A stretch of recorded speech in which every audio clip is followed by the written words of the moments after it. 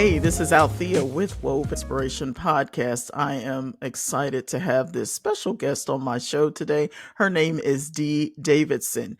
You are a board certified functional health practitioner and hormone health expert. I am definitely going to be asking you a whole lot of questions because as a 55-year-old woman, it is a trial and tribulation to deal with our gut and all of the things about hormones. So, Dee, thank you so much for being on Wove Inspiration. Thanks for having me. So, tell me a little bit about yourself and exactly what you do. Sure.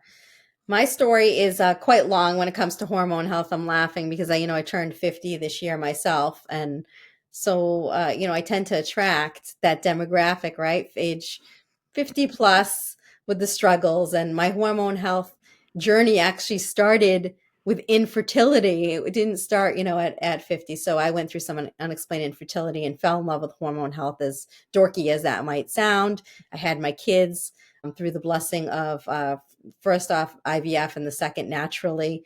So I started to really study hormone health and everything that is impacting our endocrine system. And then after my kids, I had been in the best shape of my life before my first son.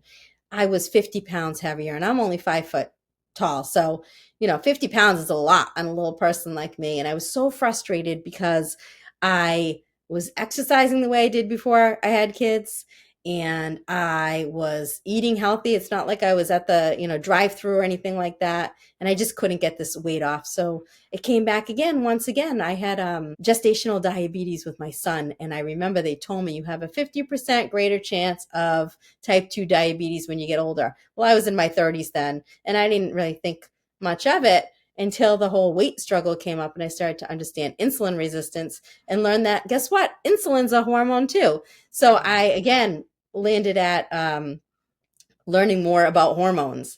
And then I was able to release that weight. And that was, I'm trying to think how old my son is, about 11 years ago, and have been able to sustain it without any kind of drugs or crash diets or crazy exercise programs, just learning how hormones work and how to, get my body back in a great place. So I was able to do that. And then now, I'm in my 50s. And so there's all the other issues, which I'm happy to say that hot flashes and things like that, because hormones are hormones. And once you understand how they work, you might have different challenges, but hormones are hormones. So if you're regulating your blood sugar, if you have the right minerals, if you're getting good sleep, a lot can be done naturally. No matter what stage of life you're in. So I'm excited to talk about this with you today. But I went back to school when I left my corporate job. I was in the financial investments industry, which is so boring. Oh my gosh, I can't believe I did that for 12 years before I had my kids. But it was a great paying job. I got on the commuter rail and went into Boston every day and got to wear fancy business suits and things like that. When I had my son, I went through so much to conceive him with my unexplained infertility. And looking at my childhood, my parents are first generation from Portugal, and they worked in factories, sometimes multiple jobs. And they really weren't around a lot for me when I was a kid. I love them. I get my work ethic from them. I'm so proud of all that they've done, and I'm blessed and grateful for the opportunity. But I knew when I had my kids that I wanted to be home with them and I wanted to be present. So I left my corporate job when I had my first son. And I thought I wanted to be the stay-at-home mom. But 2 years into it, I realized and felt a little guilty that I lost myself and had no sense of purpose outside of, not that it's not important or to downplay it, but being, a significant other and a mother, I just felt really depressed. I felt like every day I'd walk around with, my pajamas or go to the grocery store with my hair in a bun. And I was like, I got to find something for myself. So when I had gone through that weight loss journey, if you will, I went the holistic route and I hired someone that does what I do. And she went to the grocery store with me and she showed me everything in the aisles, how to read labels and talking about sleep and minerals and all that stuff. And so I thought maybe I could do what Shannon does. And so that is where my functional health practice began. Is I started to learn about, where she went to school. So I was like, I'll go to that school. And then it evolved. And then, just a few years ago, I went back to be board certified because what I found over the years is that I could move the needle a lot with nutrition and sleep and exercise and all of that stuff educationally. But sometimes we need science and we need real data because Yeah. we're all different and we all have different stressors and different gut bacteria and our, you know, you could guess if someone has high estrogen or not, but I don't think that's a good idea.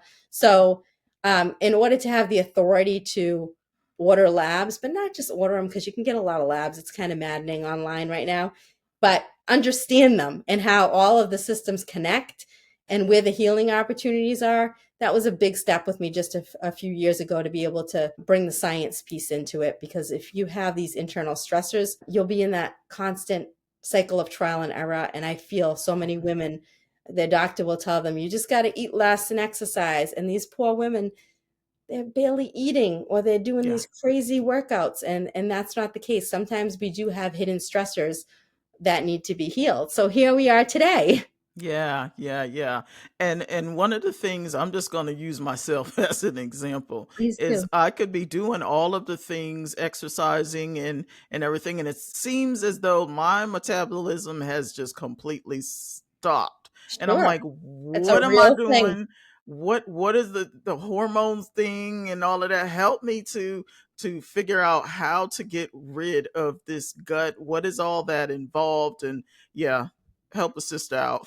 Yeah, and, you know, the main thing is there's a lot of pieces to it, and I just had Yeah, a discovery session with a gal who's she's only 47, but the weight thing, she's like, I feel like I'm getting the belly fat and retaining a lot of fat in the midsection, or energy's tanked. And so I showed her this diagram that I sometimes use, and it has cortisol in this little bubble in the middle.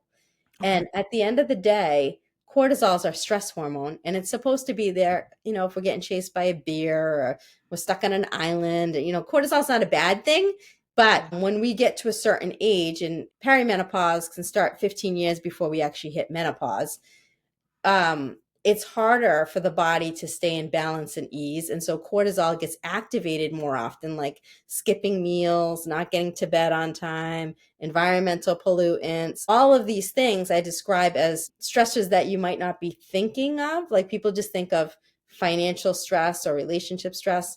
But if sure. you think of like your phone or your computer having a lot of tabs open, those are all different stressors. Mm, And so you're draining the battery, right? And the last thing okay. your body cares about is your metabolism and losing weight.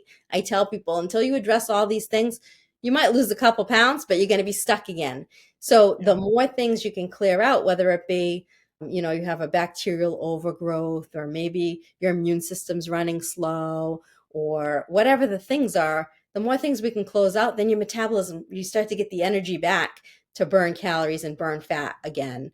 And people don't okay. understand that. They just think it's about like, you know, low calorie or keto diet. It's so much more involved than that. Okay. And so, with all of those things that we need to do, what is the first step that a woman should do as far as getting their gut in control and their hormones in control to where they at least start seeing some form of results? I know, of course, we need to go to our doctor and make sure that we have a physical done and Yes, everything. absolutely. What kind of questions should we be asking a doctor when we're trying to accomplish this? Well, the thing with going to the doctor's office is that I'm not anti-doctor. We definitely need doctors, and I work, you know, side by side with a lot of them. Sure.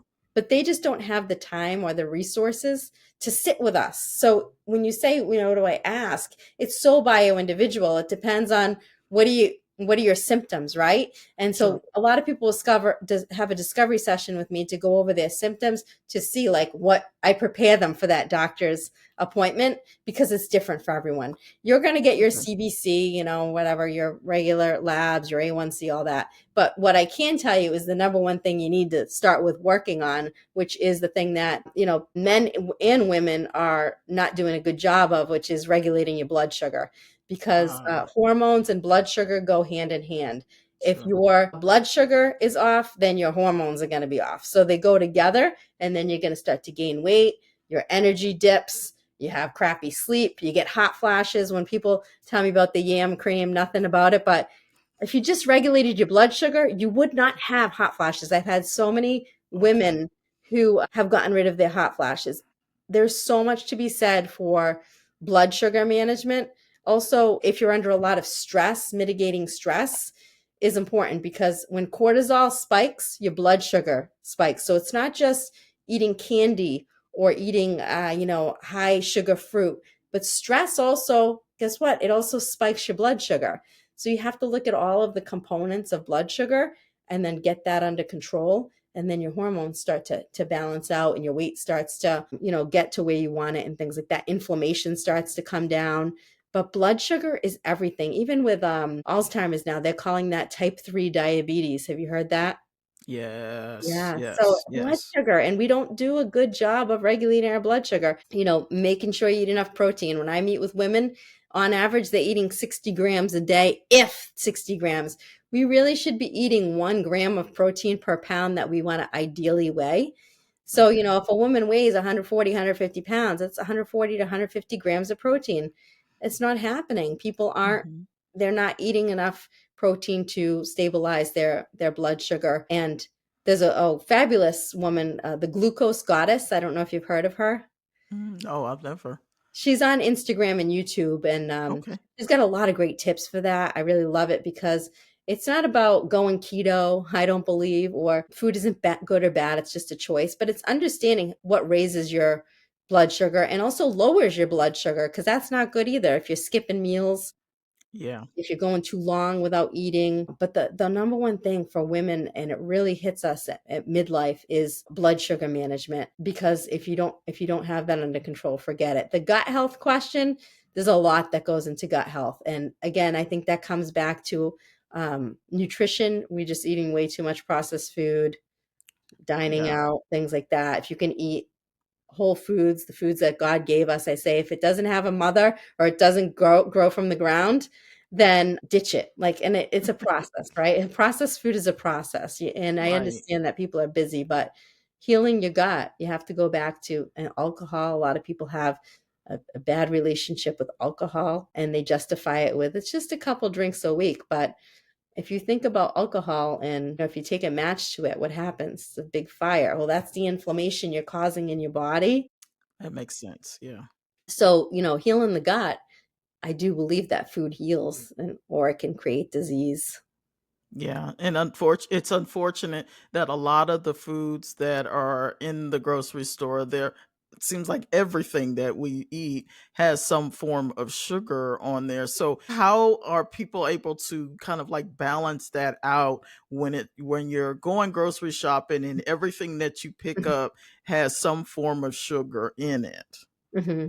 Yeah, and that's a processed food, right? So I tell people shop the perimeter and go back to when you're holding something, does this have a mother or grow from the ground? No, put it back, right? Because the sugar is crazy. The sugar's crazy. And I think that I just saw a study that I think 20% of all kids in the United States are obese right now. And it's all these snacks and this Yeah, processed food. Even with fruit, if someone's trying to release weight or manage their blood sugar, we might say, hey, let's not eat high sugar fruits for a little bit. But I've never really seen anyone get overweight on eating fruit. It's all the other stuff truth. Yeah. that's causing these issues. So I would say shop the perimeter and try to get away from anything in a box or a package. There's no like people will often ask me, what's a good protein bar? Well, I can't really tell you one because there is no good protein bar out there. Make your own, maybe. I don't know.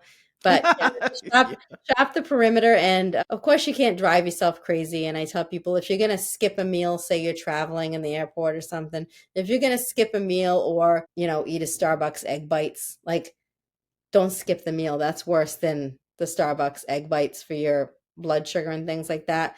sure. Try to use like a good, better, best. Like, okay, where am I? What's the situation? I'm not going to shame or guilt myself, but good, better, best, right? Like the best would be that I'd be at home making a home cooked meal from my garden. That's not going to happen. So, what's the next and the next?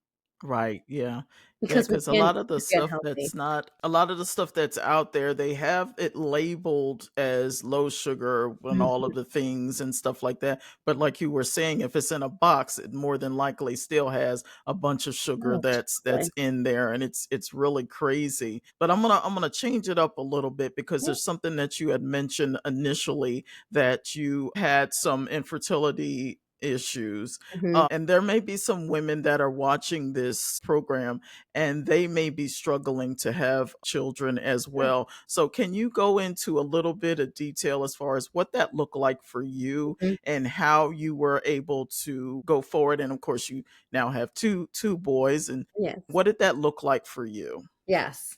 Well, it looked very ugly. We'll start there, right? It was not Yeah, It was a very challenging time, and I like to use a little joke here that so many women they spend so much time trying to prevent pregnancy, being on birth control, and then you go to get pregnant and it's not happening. You're like, what the all this time, right?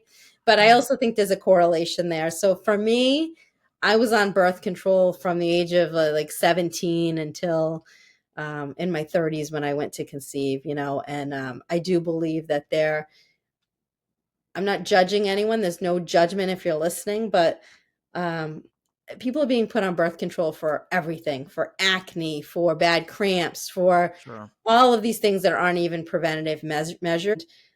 Birth control, I've done a lot of reading on PubMed and things about it. There are a lot of studies that show how it can wreak havoc on your gut health too, right? Which then in turn wreaks havoc on your hormones, your detoxification organs like your liver and things like that. So looking back, I can't change it. And I do believe that God had me experience that journey so that I can help other women and families Right. ahead of time. Like I always think there's the thing that's bringing you to your purpose.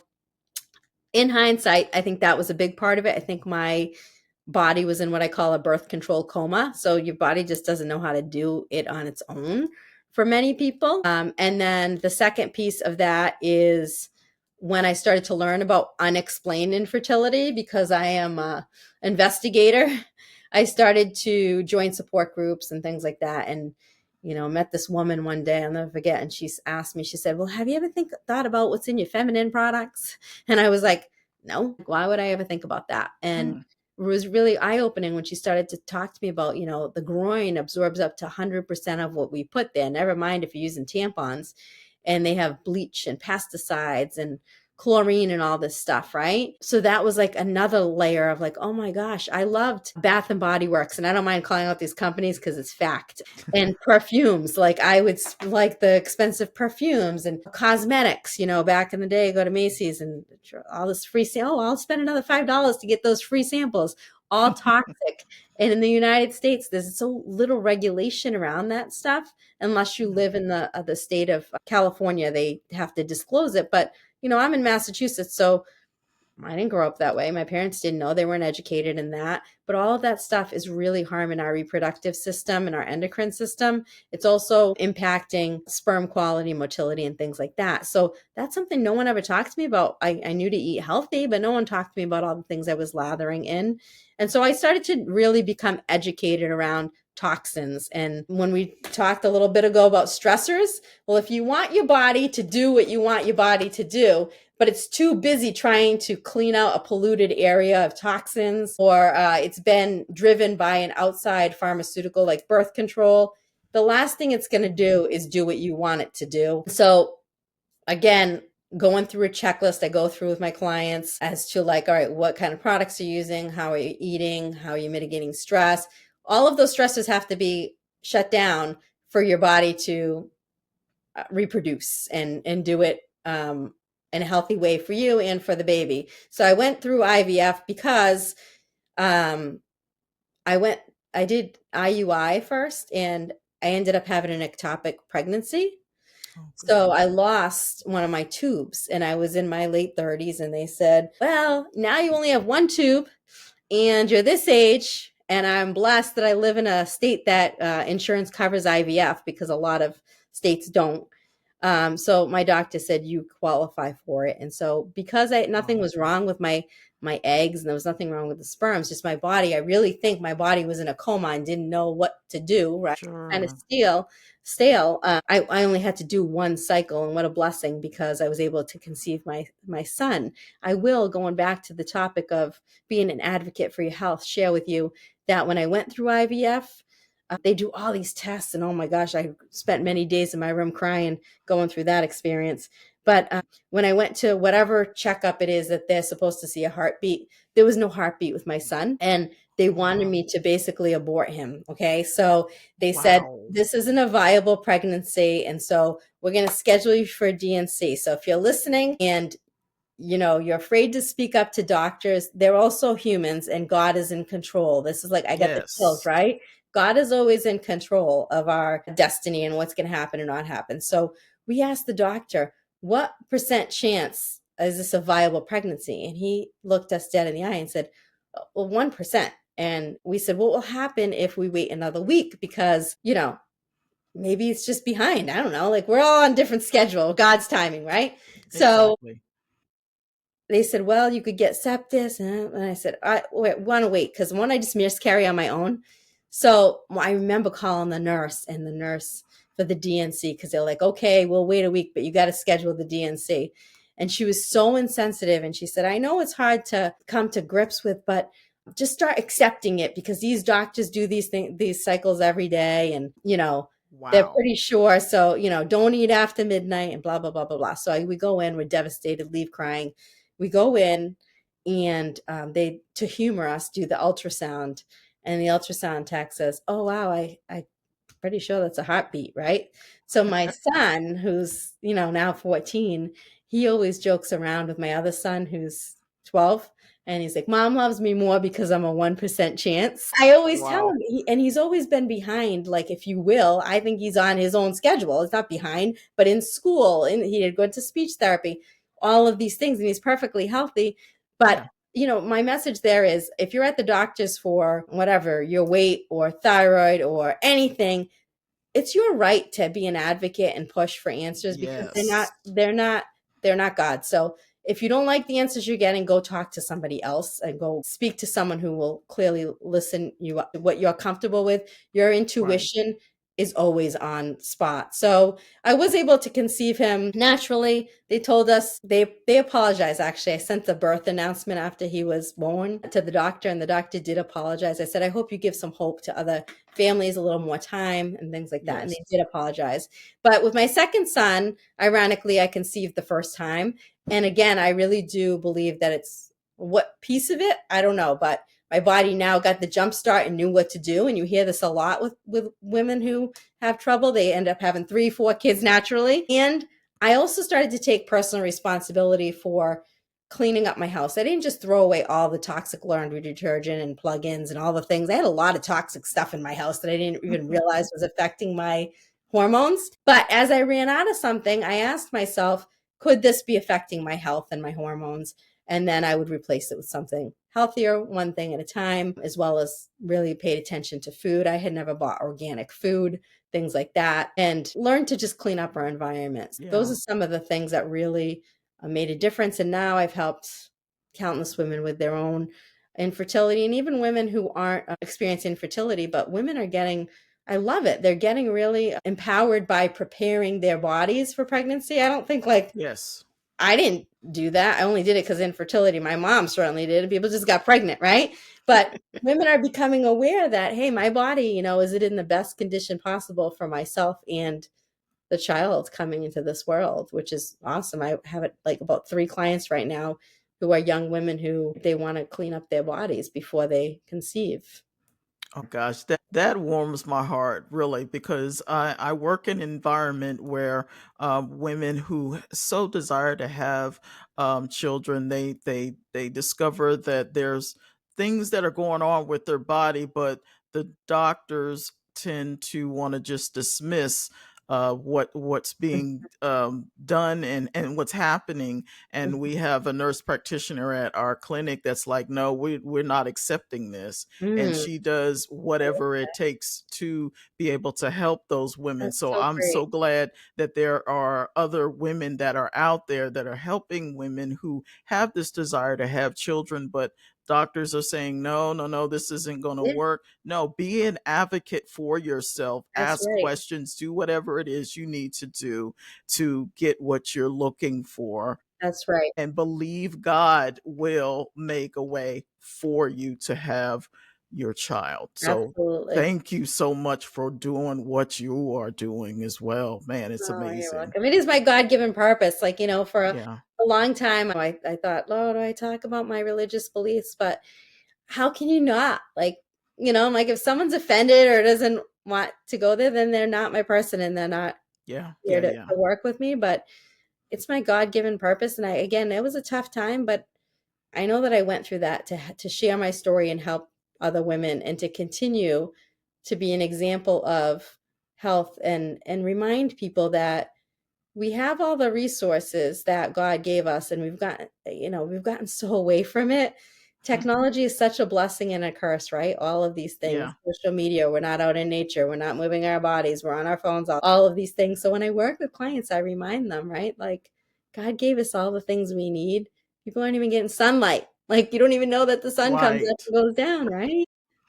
Because we're always looking down at a little screen or True. whatever, mostly looking at a little screen. Mhm. Dee, how can people get in contact with you, take advantage take advantage of your services? How can people reach you?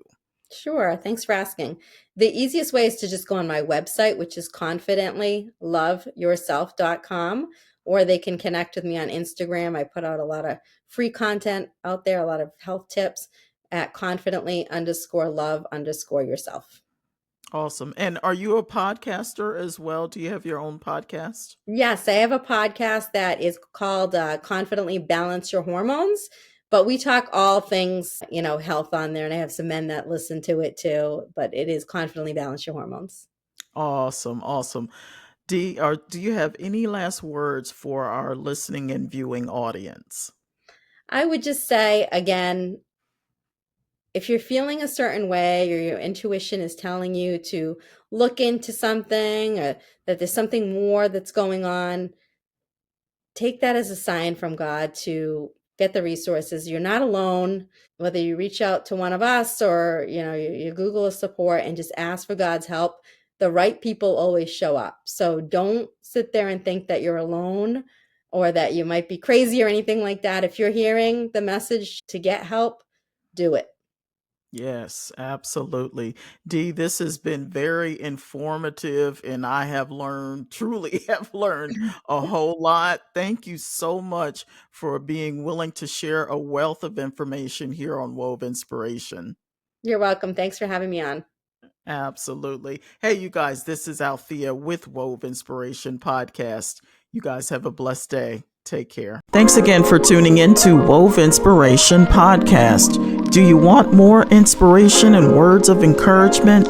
Follow us on Instagram, Facebook, or TikTok under Wove Inspiration.